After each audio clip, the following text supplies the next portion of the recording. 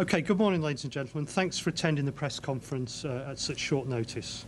If I can just give you the facts as we know them in relation to the explosion at the Buncefield oil depot this morning. Firstly, though, could I say that the emergency services in the county are very well rehearsed in responding to incidents such as these, and we have previously tested plans in regard to the oil depot itself, and quite clearly we are now putting these plans into play today. In terms of the facts, what we know is that emergency services were contacted at 6:05 this morning by members of the public following reports of a huge explosion at the terminal. All indications at this stage are that this was an accident. However, clearly we will keep an open mind, as with all investigations, until we can confirm that for certain. We currently have around 100 police officers working at the scene, with higher numbers of fire service personnel also at the scene. As a result of the operation at the scene, we are anticipating that there will be further explosions during the morning, and we want to reassure the public that that is nothing untoward and is now expected.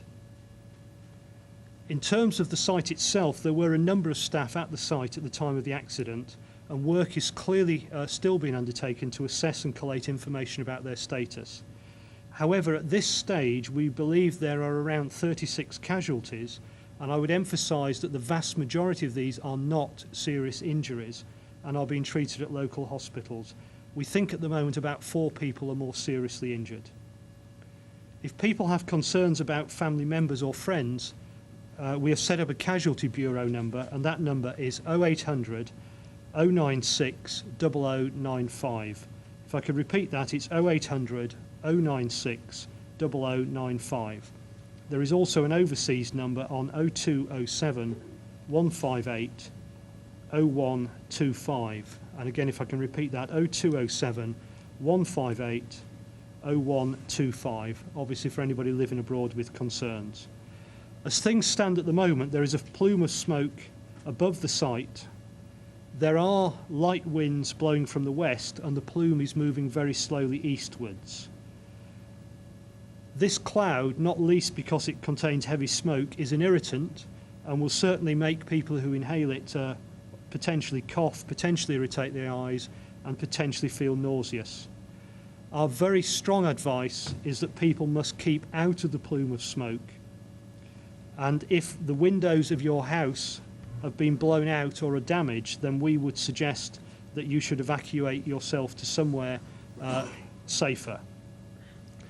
Our advice to the public, the best advice we can give at this moment, is that you should stay indoors, close your windows, and watch the news for updates.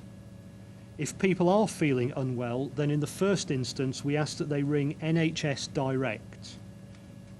That should be the first port of call. I do have a number for that somewhere.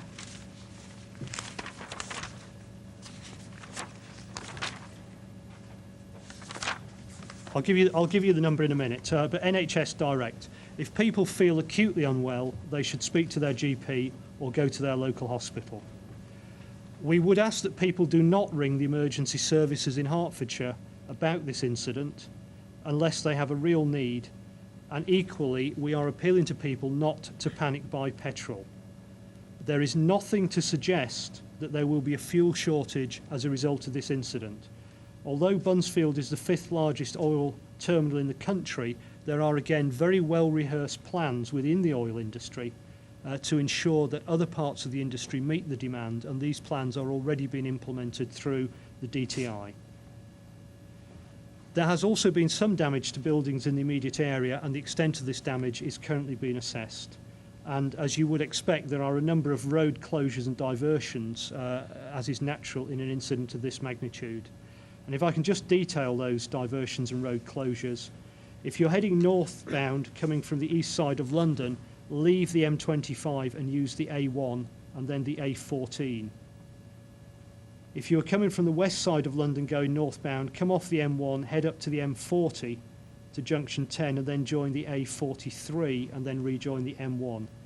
If you're heading southbound to get to the east of London, take the A14 where the M1 and the M6 meet, and then take the A1 southbound. And finally, if you're coming from the west side southwards, take the M40. In simple terms, do not go anywhere near the M1 from the M25 upwards for the immediate future, as it will remain closed for some time, as will many roads around Hemel Hempstead. Do we have a number for NHS Direct? We're just getting it back. Okay.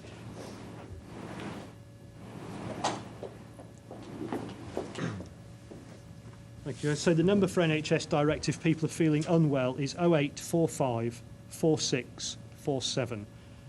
That's what I have in terms of briefing information, but either or myself are available for a few short questions.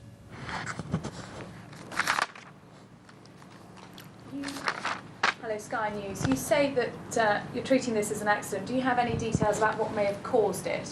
No, it's too early at this stage to confirm that. But obviously, as soon as we're able to confirm them, then we'll say more about the cause. But there is nothing to indicate anything other than an accident at this stage. Sorry. Louise Gosling, BBC Three Counties Radio. Could you give us some indication on how widespread the damage is across the area? Yes. Right, I don't know if you've got any further details, but our understanding is it's largely industrial premises around the site, one or two houses affected. We're talking a few hundred yards in terms of anything resembling serious damage, but we do understand that windows have been blown out for quite some distance away from the site. Colin Campbell from BBC News. I heard this explosion this morning at 6 o'clock when I was in London. It was a gigantic explosion. It's caused a huge amount of damage. Are you not surprised that there are not more injuries and not more fatalities? Well, again, we're not in a position to totally confirm the casualties, but at the moment it looks as if we've got off a lot more light than you might expect in an explosion of this size. The fact that it occurred at the time it did was probably the saving grace there. You say it's an accident. Can you just describe to us how an accident like this can happen? No, I can't. I'm not an oil industry expert, and believe me, we are talking to them at the moment. In terms of the casualties, did they happen actually on the oil depot itself, or were they from people in the neighbouring area? Again, details are very hazy at this stage. We think it's a mixed picture, with most of the casualties presenting themselves as walk-in casualties at the local hospital. Yeah. Do you have any indications as to whether the explosion was in a tanker or a much larger storage area? Again, it's too early to be sure, but what we do know is that once the explosion starts on site, a number of the major tanks appear to have exploded. And the supplementary explosions that you're expecting, are they presumably in similar vessels? I think I'll probably better hand over to the fire service expert at this point. Yeah, thank you. As the Chief Constable said, we're working very closely together, but those additional explosions, we do expect a couple of other tanks, but they won't be as large as the explosion your colleague heard earlier today. But we're expecting that because at the moment we are marshalling our resources to make a sustained attack on the fire. It's not the sort of thing you can do in piecemeal. You need enough foam stocks to make sure we can keep attacking the fire for as long as we need. Go about putting out or trying to put out a fire of this magnitude? Just to confirm our operations at the moment, we're working with our police colleagues around the area. So we did have a fairly major factory fire to deal with from the explosion as well. So we had 6 fire engines deal with that fire outside the perimeter. What we will do is gain enough foam stocks from neighbouring fire services such as Essex and also from the industry. And then really you work from the outside in, but you need enough foam to keep that going, because if you stop that attack at any time before you've done the whole site, then it will just reignite. So that's why it will take a bit of time to make sure we have enough foam stock. How would you describe this as a scale of fire that you've personally seen and the scale of fire that we've seen in Britain previously? Well, personally, in terms of fire, it's probably the largest that I've seen, and I've spent many years working in London Fire Brigade and seen some large fires, but in terms of actual fire size, and I think you need to go back into history of Milford Haven and areas like that to see this sort of fire scale. Yeah, just to sort of emphasise the point that Roy has made there, there is, as you would expect, a huge interagency effort going on. The police are coordinating that. Clearly, the fire service is very important at the scenes, but NHS, ambulance service, district authorities, county council, and obviously government medical advisors and so on are all involved. Mm-hmm. And clearly, we're getting updated information all the time from them. annual Daily Mail. How long do you expect the fire to last? Or I think that's hard to say, but it could go into days. Yes. Media. I did hear reports that there was a number of tanks on the site and only some have exploded. Is there a process of making others safe as well as actually just handling that waste? With a slightly smaller scale, there would be. We would try and get what we call water curtains in to protect, but the fire is so large at the moment, we need to think about the safety of our firefighters as well. So until we've got the resources and stock in place to make that a sustained attack, then that's why we're expecting perhaps a couple more smaller explosions. Are you bringing in other people from other places except for the site? So what's going on for the day? We will do. We will have arrangements in now. Fortunately, our shift pattern changes at 9 o'clock, so we now have a fresh crews coming in from the day shift to take over. But if we need resources from surrounding fire services, we will use those. Yeah, I mean, obviously we've already started the planning now to look days ahead into this incident, and we expect to involve all the services for some time to come. Can you describe what conditions are like for firefighters who are down there? Well, I think it's not just for the firefighters, for the police and all the other services that the Chief Constable mentioned. And certainly where the smoke plume is, it can be difficult. And that's why we might move the cordon out a bit more to make sure that our people are safe as well. There have been suggestions that the fire has actually been growing. Is that right, or have you been able to? No, well, it's still contained within Buncefield itself. Yeah, I mean, the important message is the fire is contained. Yes, it's big and it's going to burn for some time, but it is under control. Mm-hmm. And it's not. We don't believe it should spread beyond the site now, other than the initial damage that was caused beyond the site. Mm-hmm. Again, I think we're very close now to where we need to move on to another meeting. Can we just re-emphasise again, please? The message to the public is stay out of the area. Do not come into the area. And please, if you live nearby, you must go indoors, stay indoors, close the windows, and listen in. We really do not want anybody in that flume. Please, that is not healthy. Keep out of the flume, keep away from the area, please. Let us get on with our job. Thank you. Could I hand back to Colin, who will consider details of further sort of press briefing and so forth. Thank you. Well, there you were hearing from the Chief Constable of Hertfordshire Police and also the Chief Fire Officer. Lots of information they were giving us. Let me just bring you some of the headlines there. They're saying that the fire could go on for days, although they say that that isn't anything to worry about because it is contained. But basically what they have to do is come at it with a concerted effort. It's so big. You can see the scale of the fire from these pictures that we're bringing you.